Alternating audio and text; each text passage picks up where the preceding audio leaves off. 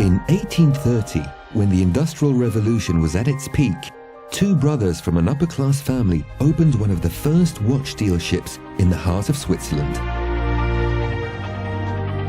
The Frères Baume watchmaker became one of the biggest in the region and employed several hundred people. The Baume brothers kept to their motto, to accept only perfection, only manufacture watches of the highest quality, designing mechanical watches endowed with all the technological inventions of their time.